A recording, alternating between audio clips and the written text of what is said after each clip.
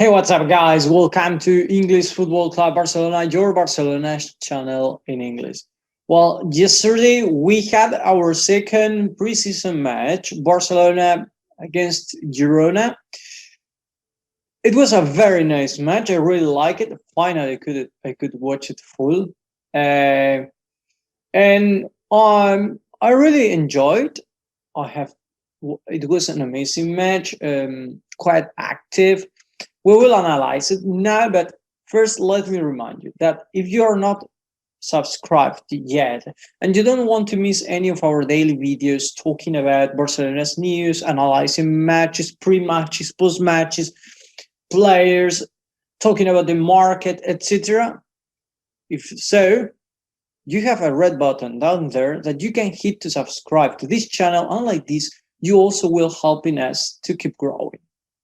And without more delay, yes, let's start with our analysis.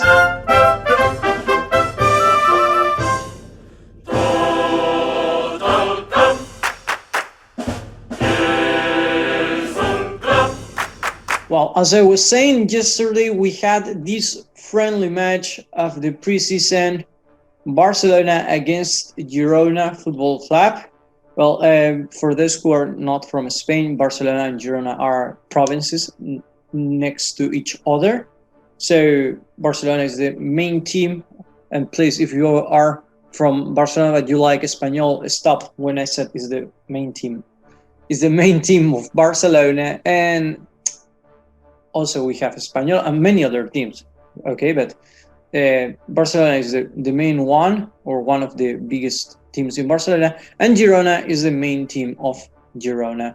That happens normally in Spain. Real Madrid is the main team in Madrid. Well, Atletico Madrid too, but in Madrid you have many other teams, Leganés, Rayo Vallecano, etc. Valencia is the main team in Valencia, but you have other teams, Villarreal, for example, etc., etc., etc. In my hometown, for example, the main team is Osasuna, because my parents live in Navarra. So the main team is Osasuna, which is in first division, but later you have other teams like Peña Sport, where I've been playing. Well, I played. Later you have Tudelano, etc., etc. Other teams that are in the second B or third division in the Spanish league, but these are the main teams of their places. Well, and later this was the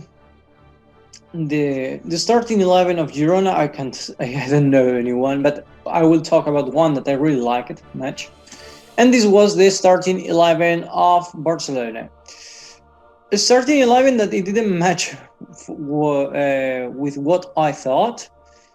I thought Koeman wanted to put Neto to give him minutes and like this to make teams comes to get him. But on the other hand, Koeman thought if we are going to count on Iñaki Peña, I will let him go. I will let him play, and he played full match. In the 90 minutes he was on the field, and he did a great match. Later we will talk. Then we had Piqué and Umtiti. Piqué did a good match. Umtiti not that good as the other day. Balde and Dest, incredible both. The problem of both players is that they leave a lot of space back, but I think Balde did a great match. Later, Nico Gonzalez, that for me I think is the player that should substitute Busquets in the future. So we have to take care of him, and he did a great match. He showed maturity. He showed control of the game, the control of the pace. He was, I think, what we need really. But well, also we had Ricky Puig and Sergio Roberto. I've talked about Sergio Roberto. Of course, Sergio Roberto didn't do a match as the other day. That the other day he got some actions near the area quite good, but in this match he was a little off. But he did a good match anyway. Ricky Puig, that more or less the same as Sergio Roberto. The other day he moved too much. He could control the path, the pace. Sorry, the game, etc. In this match, as he was marked by the player, and near it was more complicated. But well, later we had Raimane as a striker, and as a wings we had Niels Mortimer that did a good match, but well, later you will see. And Demir, that incredible. This guy is incredible, and this is, for me, was a good starting. Actually, Koeman said he didn't want to give more than 30 minutes to the players who just came. So Lenglet, De Jong, who else? Griezmann. He didn't want to give them more than 30 minutes because they need to recover from their holidays, because when you are stopped, so you need to start slowly. But well, they did a good match. De Jong proved again why he's in Barcelona. Griezmann did a good match, actually, better than we thought, but for me it's not the forward I like. But well, he did a good match. Memphis, well, you will see now, incredible for me. Memphis, for me, I thought while I was watching the football, I thought it seems this guy has been playing in Barcelona all his life. Really, it was incredible. He moved, he ran, he tried, he assisted, he created the spaces, and everything was all right. I mean, he needs to polish, I think it's called polish, to improve some aspects, but incredible. And the coordination with Griezmann, the understanding with Griezmann was perfect too, so bravo for them. Another players had a good match. Comas, give me 1 second because I have the list. I'm not looking at the list.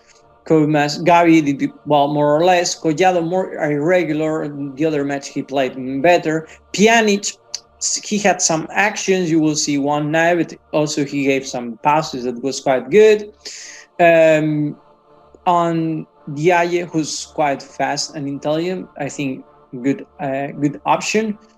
And well, Igor was quite good too. But as I'm saying, well, they did all of a good match, regardless how it started. Because let's start with the match.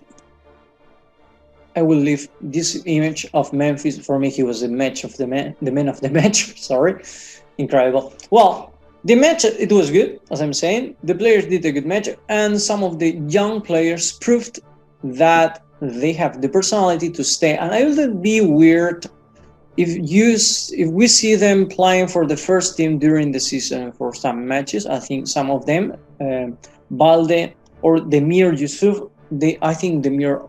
Koeman loves Demir a lot. So there are two options that I think they are going to come up to the first team quite fast. But also Girona did a good match. They planned it properly. They did a very good plan of the match. They put on the field properly. They didn't let Barcelona play much with a higher pressure. They closed all the spaces, and Barcelona really had problems to move the ball. Actually, for me, the first minutes, the Barcelona didn't want to. The Barcelona couldn't move the ball properly. Also because I thought, and I found the team a bit disconnected from the match. It was like they're a bit sleepy, and those are problems or concentration problems that should solve now, because later may cost a match and many points. So later in the minute 12, Estuani received the ball in the penalty box, dribbled Piqué inside the area and shot to the far post. Iñaki Peña flew, literally saved the ball, and but the ball got reflected, and then Balde saved the shot of Gumbau, and that was the first advice from Girona. After that, Barcelona kept trying to get the first goal until Balde dribbled the right back of Girona, and this tackled inside the area. I have my doubts, really. I think it was in the line.